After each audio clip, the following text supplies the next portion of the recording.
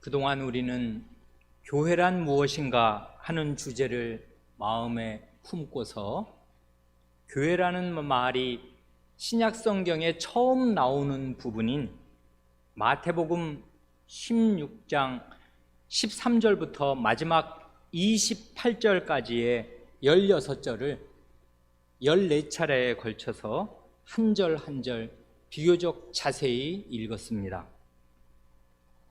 교회라는 말은 신약 성경에서 사도행전 이후 요한계시록까지는 100번도 넘게 무수히 나오는데 비해서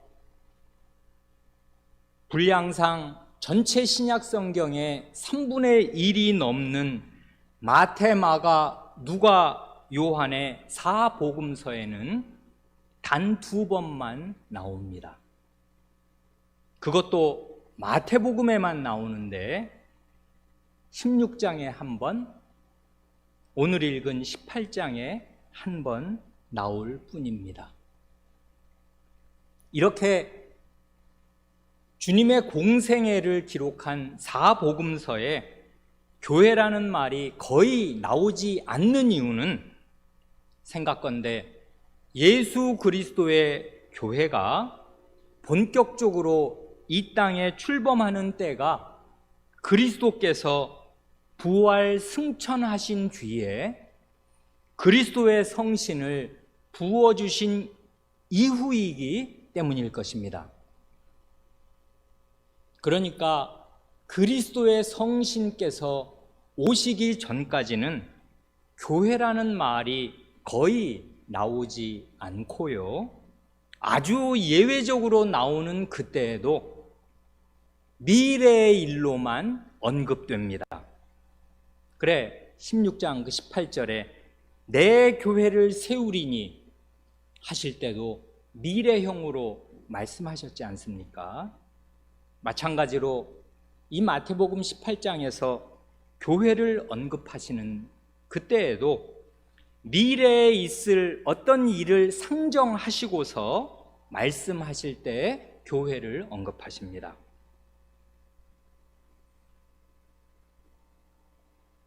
오늘은 마태복음 18장 15절 이하 그 20절까지 그 나오는 그 부분을 이제 살펴보기 시작하려 하는데요, 이 마태복음 18장 15절로 20절의 주제를 한마디로 요약한다면 교회의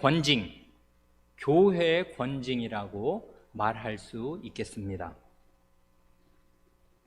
그런데 그 권징이라는 말은 일반 사회에서는, 여간에서는 잘 안 쓰이는 말입니다. 이 권징이라는 말이 국어사전에서는 권선징악의 준말이라고 되어 있습니다. 권선, 선한 일을 권장하고, 징악, 악한 일을 징벌하고 징계한다, 그 말이겠습니다. 그러니까 교회의 권징이라 할 때 그 권징에서 권자는 권유나 권고를 뜻하겠고요, 징은 징계와 징벌을 뜻하겠습니다.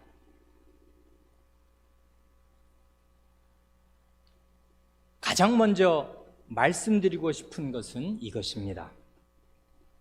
교회의 권징이라고 하면 재판장이나 재판정이나 법정 비슷한 좀 무섭고 엄격하고 딱딱하고 차가운 느낌을 주는 것이 사실입니다.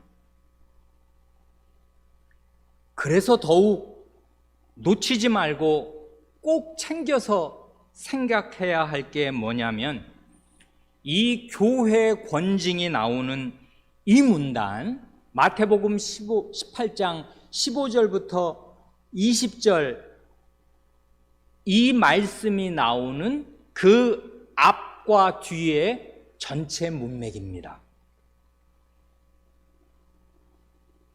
그걸 놓치면 안 된다고요. 교회의 권징은 어떤 배경, 어떤 문맥에서 나오는가 하면 이 마태복음 18장 전체를 읽을 때 이렇게 4가지로 요약됩니다. 첫째로 마태복음 18장 1절로 4절이 보여주듯이 내가 큰 자다. 천국이나 교회 안에서 내가 높은 사람이요 큰 사람이니까 다 내 말 들어라 하는 우월감이나 교만이 제거되고 어린아이처럼 자기를 온전히 낮추는 겸비한 마음이 있을 그때 교회의 권징이 올바로 시행됩니다. 둘째로 그 다음 5절로 10절이 보여주듯이 그가 주님을 믿는 사람이라면 가장 작은 사람 하나라 하여도 결코 업신여기지 않고 지극히 존중하는 마음이 있을 그때 교회의 권징이 제대로 시행됩니다. 셋째로 그 다음 12절로 14절에 나오는 저 유명한 이른 양 한 마리의 비유가 일깨워 주듯이 교회 안에 가장 작은 사람 하나라도 결코 잃어버리기를 원치 않으시는 하늘 아버지의 마음을 10분 헤아리면서 권징이 시행되어야 그 권징이 올바로 작동합니다. 마지막 넷째로 이 권징 문단 그 이후의 말씀 곧 21절로 마지막 35절이 강력하게 명령하고 경고하듯이 우리 모두는 10,000달란트를 빚진 중죄인이요 영적인 파산자요 신용불량자였다가 10,000달란트면 요즘 돈으로 환산할 수도 없고 환산하면 그게 몇 조 원이 되는 돈이란 말입니다. 몇 조 원이나 되는 그 태산처럼 무거운 빚을 하나님께 탕감받은 그 사실을 마음에 새기고서 나에게 100데나리온 한 1,000,000원쯤 빚진 동료를 기꺼이 용서해주는 넓은 마음을 가지고서 권징에 임해야 그 권징이 제대로 된 권징이 되겠습니다. 이런 4가지를 종합해서 각각 짧은 한마디씩으로 정리한다면 교회의 권징은 어떤 터 위에서 시행되어야 하는가 하면 첫째로 지극히 겸비한 마음과 둘째로 가장 보잘것없어 보이는 형제라도 한없이 존중하는 마음과 셋째로 가장 보잘것없이 보이는 사람 하나도 잃어버리지 않으려는 열심과 넷째로 형제의 잘못을 관대하게 용서해주는 마음 위에서 시행되어야 합니다.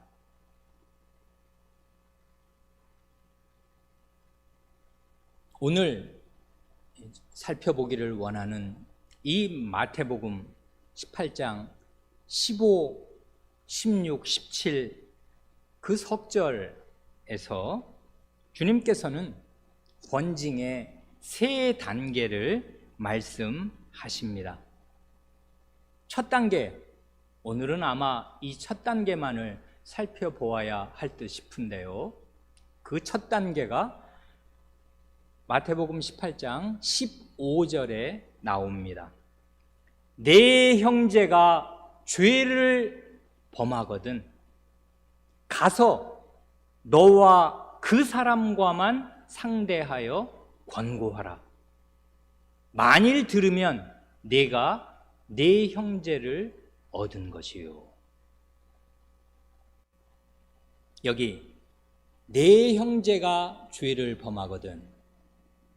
그리고 뒷부분으로 가면 만일 들으면 내 형제를 얻은 것이요 하셔서 이 주님의 말씀 요 한 구절 앞 뒤에 형제라는 말이 2번 나옵니다. 참으로 따뜻한 언어가 아닐 수 없습니다. 형제라 하심은 이건 하나님을 아버지로 모시는 거룩한 가정의 가족 관계를 전제로 놓고서 하시는 말씀이겠습니다. 그런데 문제가 생기는 것입니다. 이 거룩한 가정, 하나님을 아버지로 모신 이 가정, 이 집안을 근본적으로 허물고 그리스도의 피로 맺어지게 될 이 형제 관계를 근본적으로 훼손하는 일이 생기는데 그게 바로 죄입니다. 죄. 그래서 형제가 죄를 범하면 그 형제에게로 가야 합니다. 안 가면 어떻게 되는가 하면 나중에 나오는 대로 죄 때문에 그 형제를 완전히 잃어버리게 될 수가 있습니다. 그래서 먼저 가라 하십니다. 가서 너와 그 사람과만 상대하여 권고하라 하십니다. 너와 그 사람과만 상대하라 하시지 않습니까? 이건 두말할 나위도 없이 1대1로 만나라 그 말씀이겠습니다. 그러니까요, 형제가 죄를 범하였을 때 그 사실을 이 사람 저 사람에게 말을 옮기고 다니지 말고 소문을 내지 말고 가서 죄를 지은 그 형제를 내가 직접 만나라 하시는 것입니다. 이처럼 주님께서는 죄를 지은 사람이라도 그 사람의 인격과 명예를 최대한 보호해 주시고 살려주시려고 하시는 것입니다. 여기 권고하라 하시는데 권고하라는 말씀은 그가 죄 지은 그 형제가 행한 그것이 하나님의 말씀, 하나님의 왕명, 하나님의 법을 깨뜨리는 죄인 사실을 분명히 지적하고 그런 죄에서 돌이켜서 회개하여야 할 것을 촉구하라 그 말씀입니다. 이건 그러니까 다 잘 될 거야 하는 이런 식의 그 위안이 아니고 단순한 권유가 아닙니다. 죄를 분명하게 하나님 말씀을 따라 지적하고 그 죄에서 회개할 것을 말하여 주라 그 말씀입니다. 그 결과로 죄를 지은 그 형제가 이런 지적을 잘 받아들이고 참되게 회개해서 그 죄를 버리고 하나님께로 돌이키면 내 형제를 내가 얻은 것이라 말씀하십니다. 얻는다는 말은 잃는다는 말의 반대 아닙니까? 이 권고의 말을 안 들으면 어떻게 되는가 할 때 나중에 보면 알지만 형제를 잃어버리게 될 것입니다. 그렇게 죄로 말미암아 잃어버리게 될 형제였는데 가서 권했고 권한 그 말을 순히 받아 따랐기에 형제를 도로 잃지 않고 얻게 된 것입니다.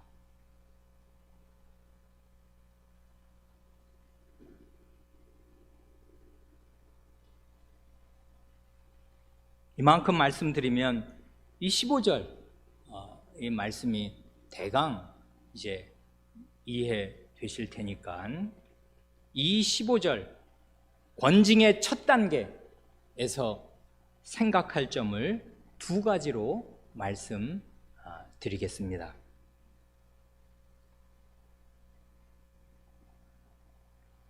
첫째로, 교회는 하나님의 거룩한 집, 거룩하신 그 하나님을 아버지로 모시는 거룩한 하나님의 집이고요. 그렇기에 죄는 하나님을 거스리고 하나님의 말씀을 깨뜨리는 것이니까 이 집을 무너뜨리는 파괴적인 것이다 하는 사실입니다. 그러니까 교회 안에 어떤 형제가 하나님의 법을 현저히 위반하는 죄를 저질렀다면은, 예를 들면 하나님의 10마디 말씀은 이 역사 가운데 결단코 그 위력이 쇠퇴하지 않는 반영구적인 헌법이란 말입니다.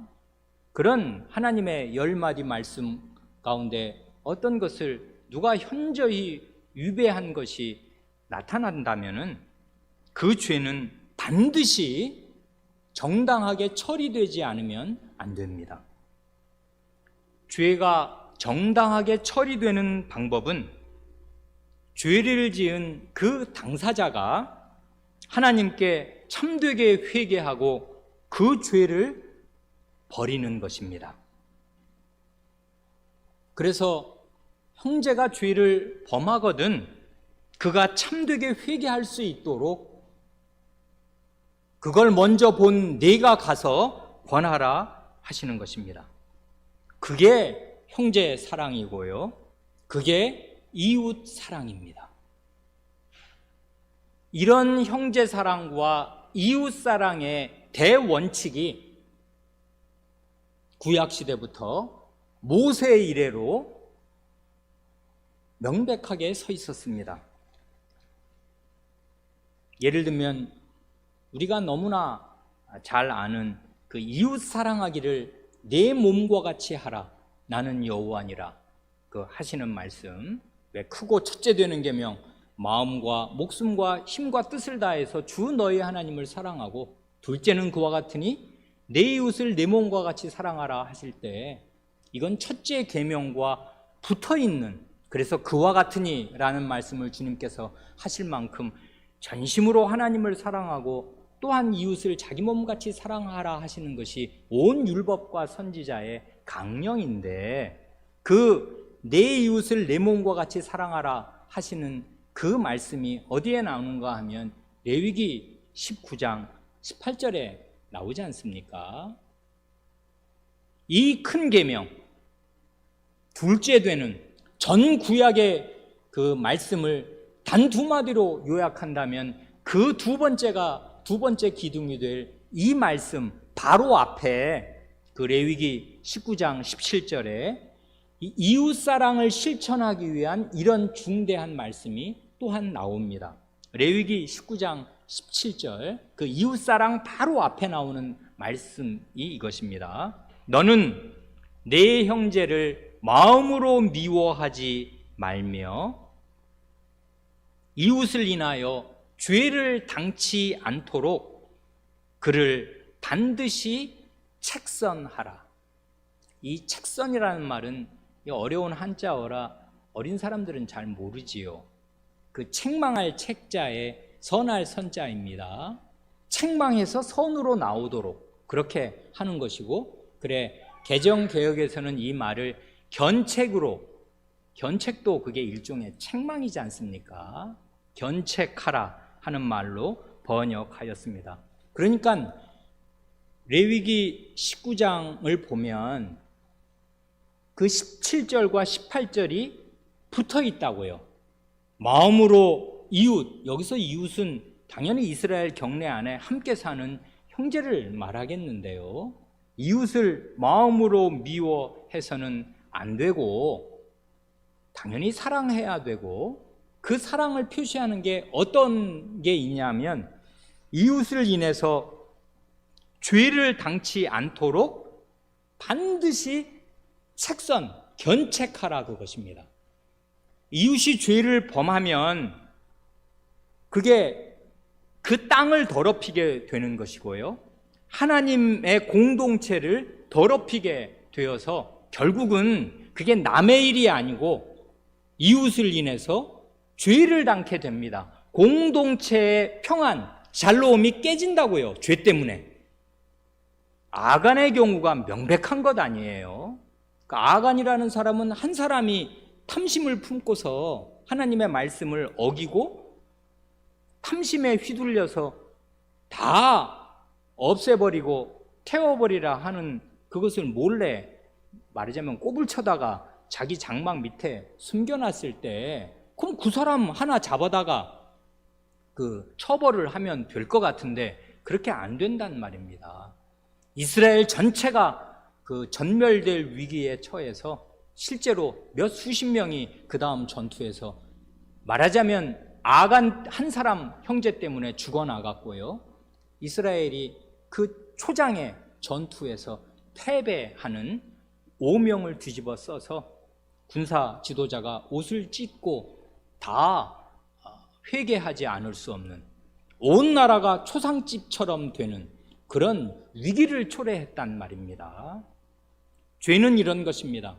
하나님의 집은 거룩한 집이고 그 집에 어느 식구 하나가 중대한 죄를 지으면 그 집 전체에 문제가 발생하게 되는 것이고 다 죄를 당하게 되는 것이에요. 그렇게 되지 않도록 그 미워하는, 이웃을 미워하는 마음을 품지 말고 반드시 그를 책선하라 하시는데, 견책하라 하시든 책선하라 하시든 이 단어가 왜 중요한가 하면 여기 레위기 19장 17절에 책선하라, 견책하라 하시는 그 단어가 바로 오늘 우리가 살펴보고 있는 마태복음 18장 15절에 권고하라 하시는 그 단어와 똑같은 단어입니다.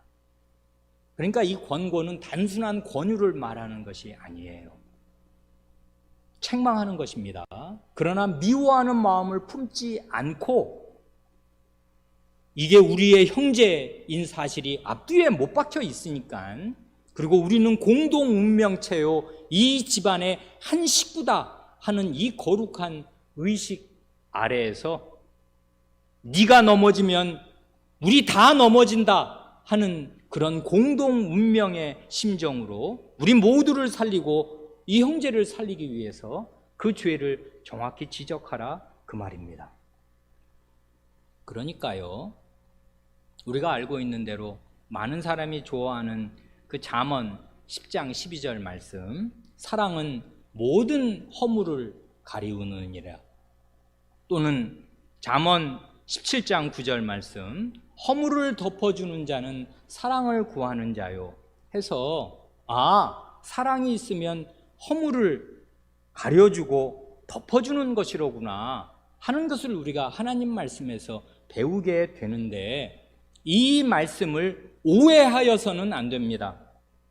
죄와 허물은 어떻게 가려지고 어떻게 덮어지는가 하면 쉬쉬하는 데서 가려지고 덮어지는 것이 아니고요, 큰 사랑을 가지고서 그에게 가서 죄를 깨우쳐주고 참된 회개에 이르도록 따끔하게 권고함으로써 가려지고 덮어지는 것입니다. 그렇게 하지 않고 죄를 지은 사실이 드러났는데도 쉬쉬하고 수수방관하고 가만히 내버려 두면 어떻게 되는가 하면 하나님의 거룩한 집으로서의 교회의 성격을 잃어버리고 말게 되는 것입니다. 한마디로 교회가 교회되지 못하게 되는 것이고요. 교회와 세상이 뒤섞이게 되는 것이고요. 교회가 세상처럼 되는 것입니다. 그렇기 때문에 이 마태복음 18장의 전체 문맥에서 겸손과 상호 존중과 길을 잃고 방황하는 형제를 찾으려는 열심과 형제에 대한 용서가 대단히 강조될지라도 죄에 대해서만큼은 좋은 게 좋은 거다 하는 식으로 두루뭉술하게 넘어가지 않고 그 죄를 처리하는 방식을 주님께서 말씀하시는 것입니다. 바로 그렇게 죄를 처리하는 그 대목에서 교회라는 말이 복음서 전체에서 두 번째로 나오는 것입니다. 바꾸어 말하면 교회가 죄를 바르게 처리할 줄을 알지 못하면 교회된 자기 정체성을 잃어버리게 되는 것이고요. 교회가 교회 안 되게 되는 것입니다.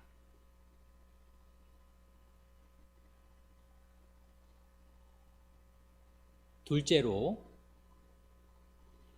그러면 실제 현실에서 형제가 죄를 범한 사실을 알았을 때 내가 가서 1대1로 그 죄를 정확하게 지적하고 책선하고 견책하고 권고하는 일이 쉽습니까?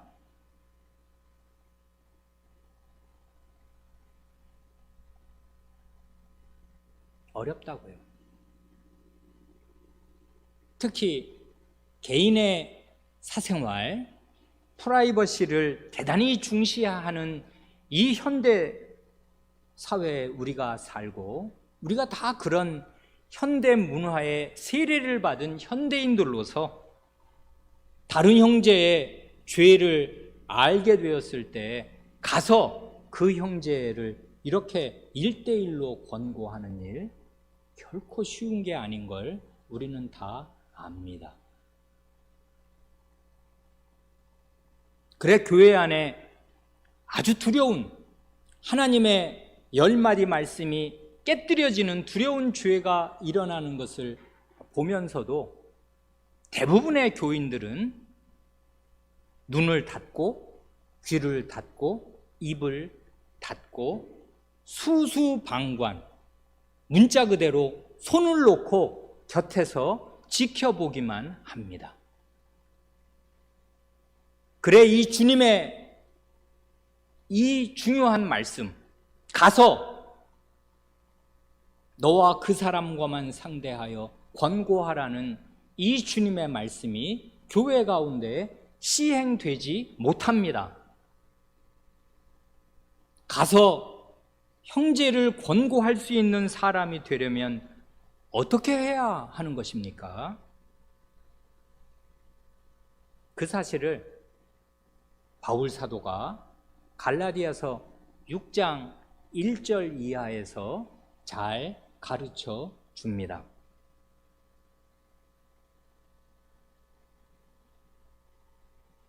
이 주님의 교훈을 잘 마음에 새긴 사도로서 이 사도가 이런 교훈을 합니다. 갈라디아서 6장 1절과 2절을 낭독합니다.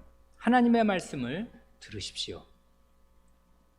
형제들아, 사람이 만일 무슨 범죄한 일이 드러나거든 신령한 너희는 온유한 심령으로 그러한 자를 바로잡고 내 자신을 돌아보아 너도 시험을 받을까 두려워하라. 너희가 짐을 서로 지라.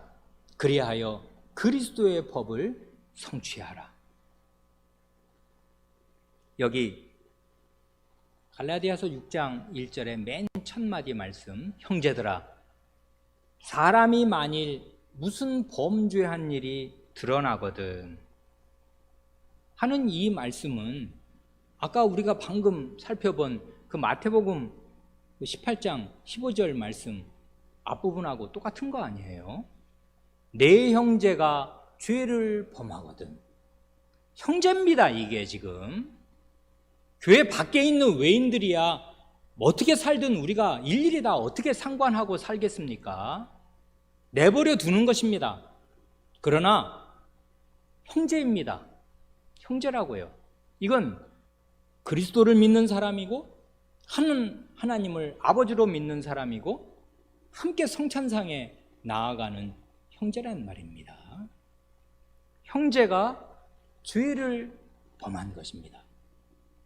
그래 여기 바울사도도 이 갈라디아 교인들을 그리스도 안에서 한 아버지를 모신 형제로 알고 형제들아 하면서, 그런데 교회 안이 무슨 지상 낙원이 되어가지고 우리가 완전히 거룩하게 되어서 죄를 하나도 안 짓게 되냐면 안 그렇게 된단 말입니다.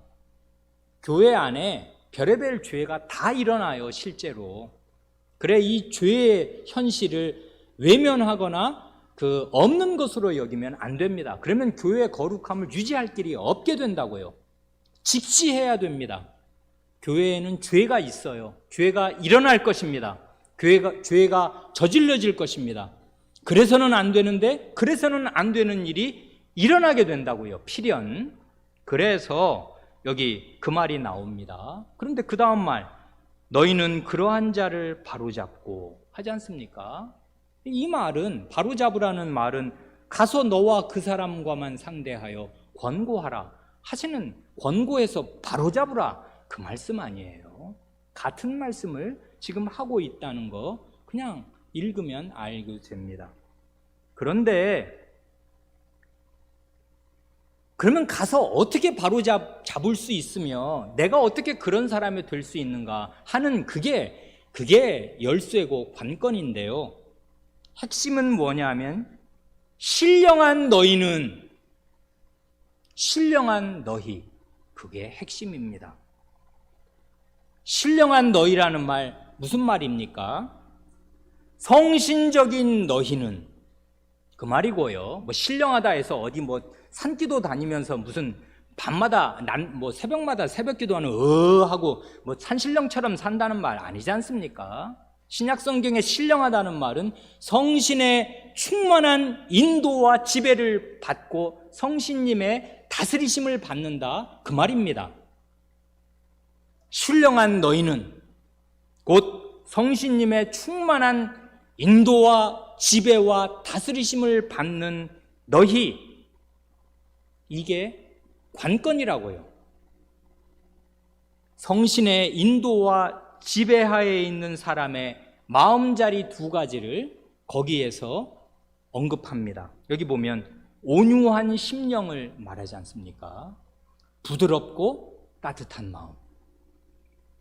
그리고 뒤에 보면 내 자신을 돌아보아 너도 시험을 받을까 두려워하라 하시지 않습니까?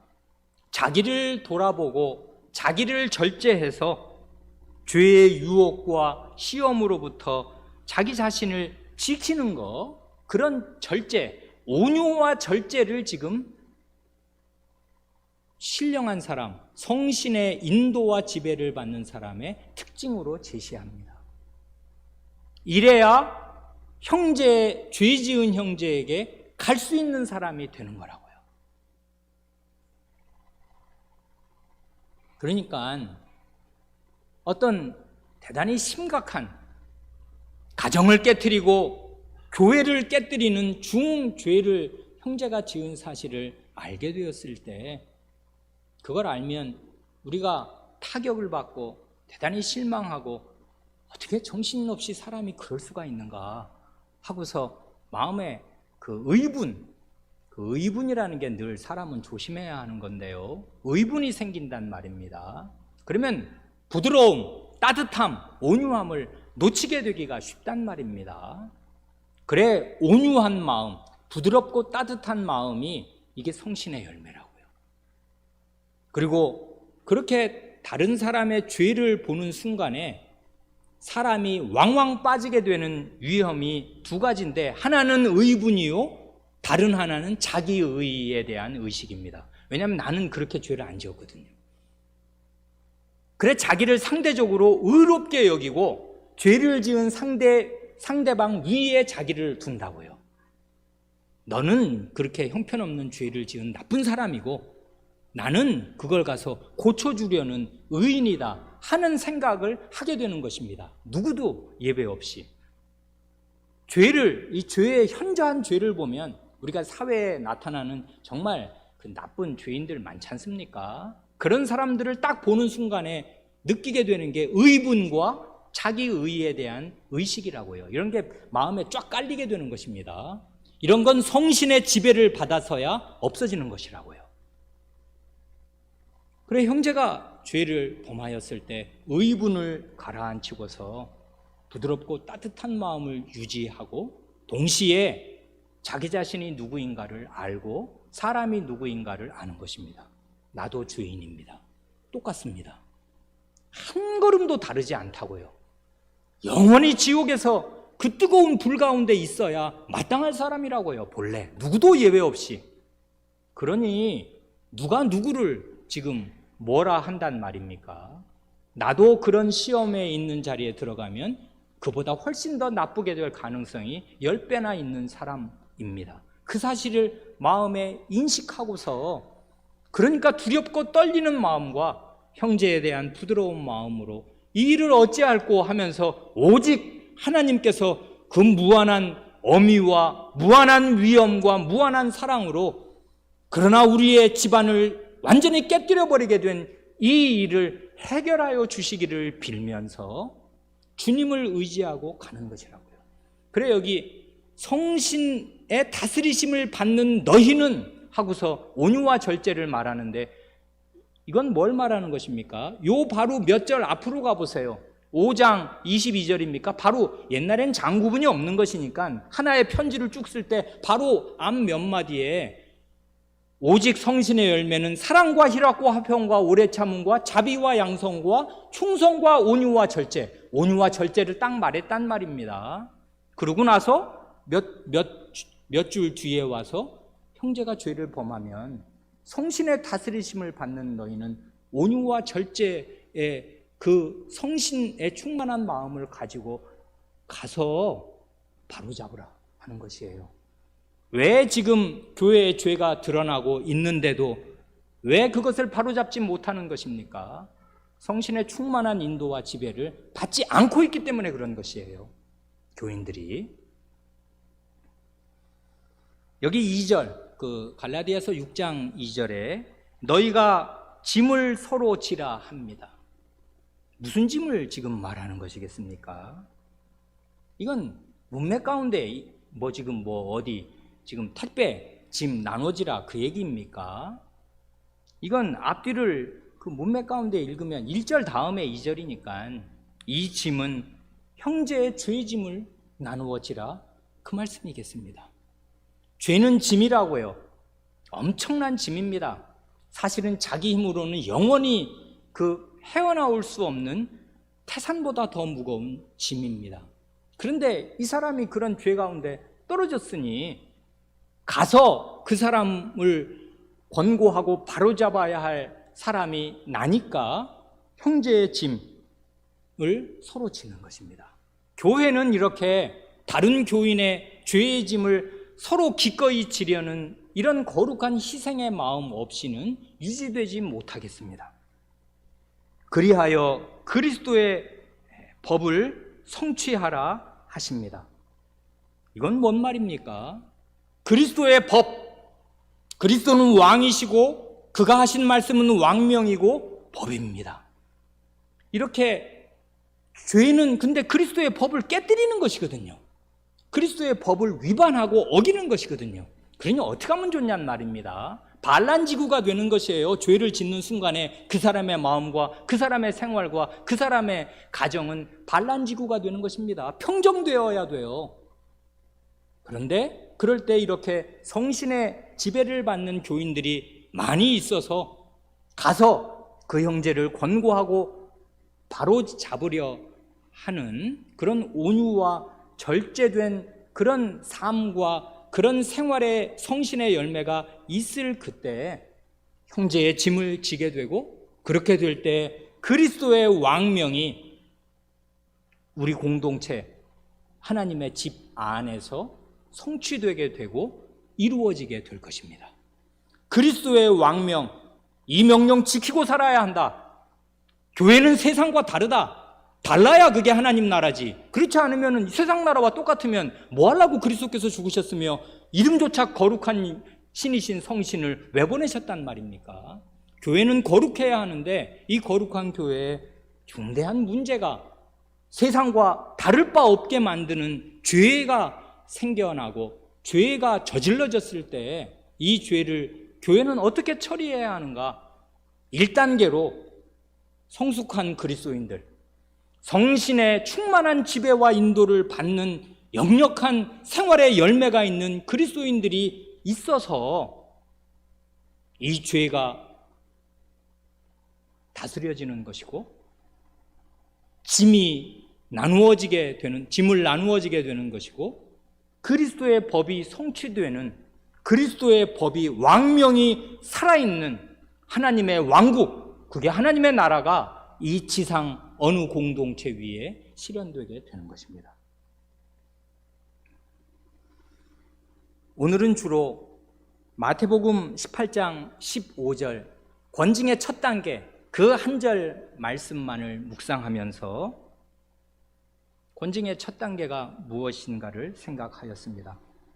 주님의 이 한 말씀의 무게를 가만히 생각해 보시기 바랍니다. 우리 주님께서는 이 말씀을 하실 때 교회 안에 있는 각 신자가 어떠한 사람이 되기를 바라시는 것입니까? 어떤 사람이 되어야 주님의 이 말씀에 순종할 수 있게 되는 것입니까? 주님은 과연 거룩한 사랑이 있는 사회를 이룩하려고 하십니다. 거룩한 사랑, 이게 화두라고요. 그냥 너 좋고 나 좋고 좋은 게 좋은 거다 하는 그런 아무것도 원칙이 없는 그런 무력한 사랑을 말하는 것이 아닙니다. 그러나 거룩함만을 강조해서 엄격하고 딱딱하고 무서운 재판관들만 있는 그런 희한한 바리새인의 사회를 만드시려는 것도 아닙니다. 거룩한 사랑이 가득한 사회, 이 사회를 주님께서 이룩하시려고 이 거룩함을 깨뜨리는 죄를 교회는 어떻게 처리하고 나가야 하는가를 말씀하시면서 그 중요한 교회, 주님이 자기의 피를 걸고 이루시는 교회, 자기 목숨으로 씨앗을 뿌리신 그 교회를 18장에서 두 번째로 언급하신다고요. 이런 주님께서 자기 피로 이룩하시려는 거룩한 사회를 이루기 위하여서는 제 한 몸도 가누지 못하는 어린아이들로만 가득해서는 이런 사회가 이루어질 수 없고요. 이 주님의 마태복음 18장 15절 말씀을 감당하고 순종할 만한 장성한 교인들, 성신의 충만한 다스리심을 받는 교인들이 많이 있어야 그 교회가 과연 거룩한 사랑이 있는 사회가 될 것입니다. 어린아이, 이 고린도 교회가 보여주었던 그런 착잡한 일들이 있는 그런 어린 상태에 있는 교인들이 가득해서는 결단코 교회 안에 있는 죄가 정당한 방식으로 처리되지 못합니다. 우리 각 교인들은 성신의 충만한 지배를 받는 성숙한 교인들이 되기를 힘써야 합니다. 어린아이 상태를 벗어나야 합니다. 어린아이들은 같이 놀면서 같이 노는 것 같지만 실은 모래알이라고요. 어린아이들은 단합이 없어요. 독립이 없이는 연대가 없는 것이고 독립이 없이는 연합이 없는 것입니다. 홀로 서야 돼요. 자라야 돼요. 그래야 연합할 수 있어요. 다른 형제의 짐을 질 수 있단 말입니다. 예수님을 믿은 지 그렇게 오랜 세월이 됐는데도 생각이 어린아이와 같고 말하는 것이 어린아이와 같고 행동하는 것이 어린아이와 같으면 주님의 이 마태복음 18장 15절 말씀, 권징의 첫 단계는 첫 단추도 끼울 수 없는 것입니다. 그러면 그 다음 단계로 가려야 갈 수가 없게 되는 것이에요. 그래서 오늘날 우리 교계에, 대한민국 교회에서 권징이라는 말이 거의 사라진 것입니다. 기도드리시겠습니다.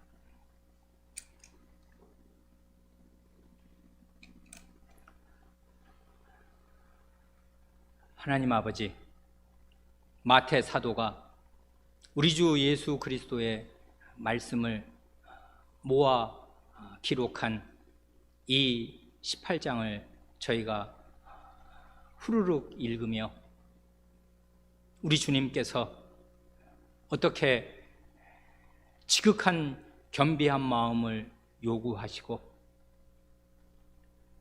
교회와 천국 안에 있는 가장 작은 사람 하나라도 무시하거나 업신여기지 않고 존중해야 할 것과 그런 사람이 하나라도 잃어버려지는 것이 하늘아버지의 뜻이 아님을 일깨우시고 형제의 잘못을 언제든지 70번씩 7번이라도 용서하고 또 용서해야 할 것을 가르치시고 명하시는 바로 그 문맥에서 교회 안에 있는 죄를 어떻게 처리해야 할지를 또한 말씀하십니다.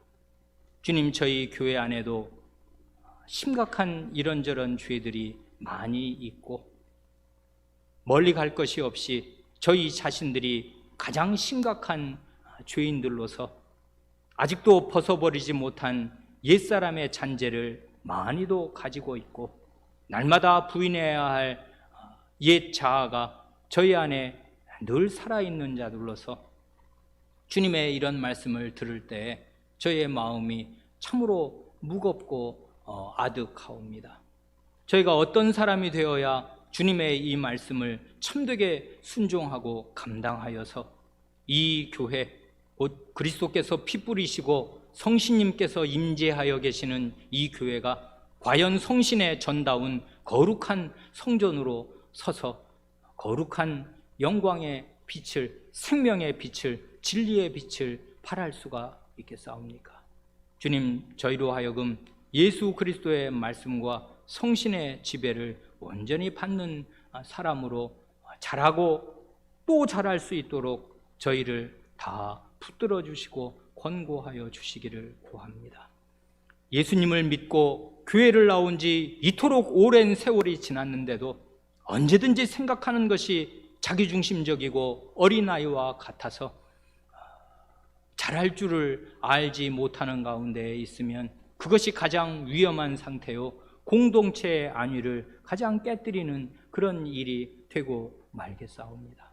하나님의 말씀으로 저희의 마음이 경책을 받게 하시고 교훈을 받게 하시며 책망을 받게 하시고 그리하여 달라지게 하시고 바르게 되어 의를 행하고 살 수 있게 하여 주시기를 구합니다.